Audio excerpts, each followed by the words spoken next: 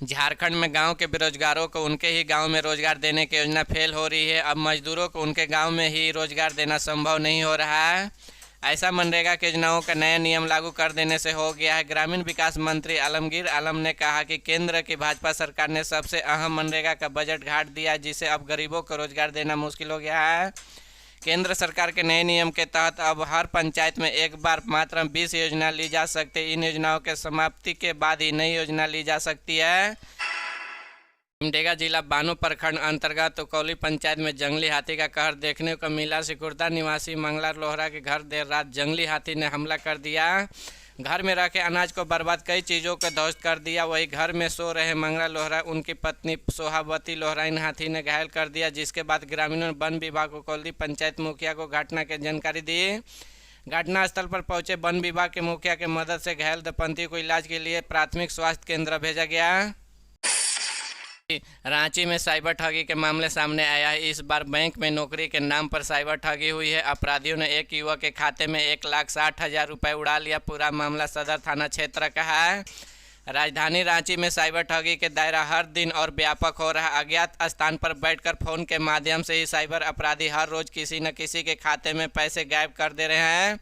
ताज़ा मामला रांची के सदर थाना क्षेत्र का। यहाँ विकास कुमार नाम के युवक ने साइबर अपराधियों ने बैंकों में नौकरी दिलवाने के नाम पर 1,60,000 ठग लिए।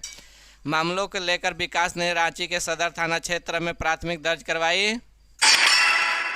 झारखंड के 49 नगर निकाय में चुनाव कराने की राह प्रशस्त हो गई है। राज्यपाल के नगर निकाय मेयर और अध्यक्ष पद के लिए एकल आरक्षण से संबंधित झारखंड सरकार द्वारा विधानसभा में पारित कराए गए संशोधन विधेयक की मंजूरी दे दी है। राज्य सरकार ने नगर पालिका संशोधन विधेयक 2022 को पिछले साल ही राज्यपाल के पास मंजूरी के लिए भेजा था। माना जा रहा है कि अब राज्य सरकार द्वारा नए कानून को नोटिफाई किए जाने के बाद चुनाव की प्रक्रिया शुरू कराई जा सकती है।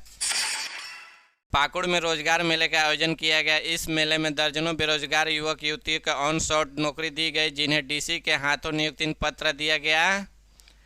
श्रम नियोजन प्रशिक्षण कौशल विकास के ओर से बाजार समिति परिसर में दंतोपंत ठेगड़ी रोजगार मेले का आयोजन किया गया। रोजगार मेले के उद्घाटन डीसी अरुण रंजन, श्रम नियोजन पदाधिकारी संजय कुमार झा, जिला खेल कूद पदाधिकारी राहुल कुमार ने दीप जलाकर दिया। 1932 के खतियान को झारखंडियों के हक और गौरव बताने वाले झारखंड मुक्ति मोर्चा के सुर अब इस पर बदल गए। झामू कह रही है कि 1932 नहीं बल्कि केवल खतियान ही झारखंड में स्थानीयों का आधार होगा।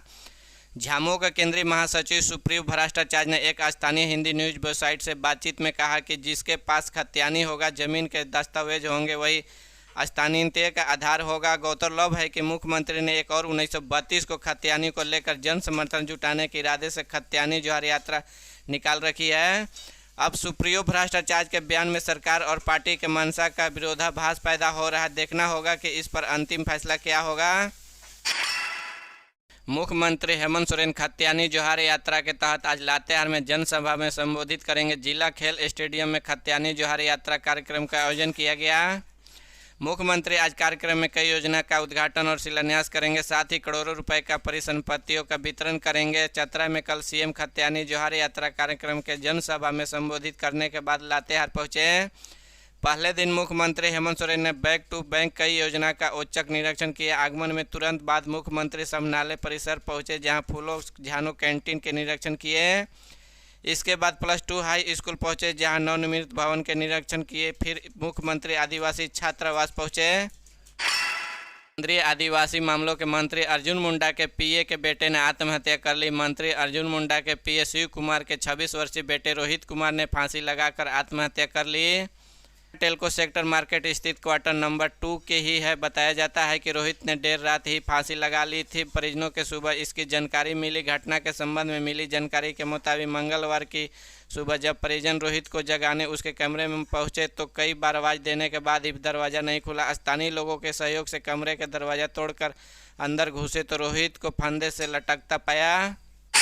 झारखंड के राज्यपाल रमेश बैस अब महाराष्ट्र के गवर्नर बनाए गए हैं। ये महज एक सूचना है कि लेकिन बैस के जाने के बाद राज्य के सियासी गलियारों के मुख्यमंत्री हेमंत सोरेन के कुर्सी को लेकर अटकलें शुरू हो गई है ऑफिस ऑफ प्रॉफिट मामले में हेमंत सोरेन के सदस्यता वाली फाइल पिछले 6 महीने में राजभवन में ही दबी पड़ी है। रिपोर्ट के मुताबिक नए राज्यपाल सीपीसी राधे कृष्णा अगले हफ्ते झारखंड के काम संभाल सकते हैं, जिसके बाद ही मुख्यमंत्री के फाइल पर फैसला हो सकता है। मुख्यमंत्री सोरेन के सदस्यता वाली फाइल के फैसला नहीं लेने की वजह से कई बार बहस की आलोचना भी हुई। सरकार की ओर से राजभवन में टकराव जैसी स्थिति में देखने को मिल चुकी। इसके बावजूद फाइल के बारे में खुलासा किए बिना रमेश बैस के जाना भी चर्चा में बना हुआ है।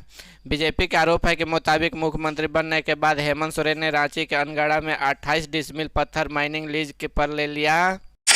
धनबाद से पटना जाने वाले इंटरसिटी एक्सप्रेस यात्री डिब्बे में स्टील के चदरे वाली बॉक्स में रखे 100 को लेकर दौड़ती रही और उसे कोच पर सवार यात्री भी इसके देखकर बेखबर रहे। ने से पहले किसी यात्री ने जनरल कोच में स्टील के चादर वाली बॉक्स होने की सूचना दी। ट्रेन के पटना पहुंचते ही आरपीएफ और जीआरपी के अधिकारी पहुंचे और छानबीन शुरू की। बॉक्स खुलते ही उसके अंदर 100 पाया गया। 100 देखते ही यात्रियों के दहशत फैली गई। पटना रेल पुलिस मामले में पड़ताल कर रही है। धनबाद आरपीएफ और रेल पुलिस को भी इससे जुड़ी सूचना दी गई है। पटना रेल पुलिस की ओर से धनबाद आरपीएफ और जीआरपी को दी गई सूचना में बताया गया कि स्टील के चादर के लगभग 3 फीट का बॉक्स है, जिसमें एक युवक का शव बरामद किया गया। मरने वाले की उम्र लगभग 25 साल और कद 5 फीट 5 इंच है।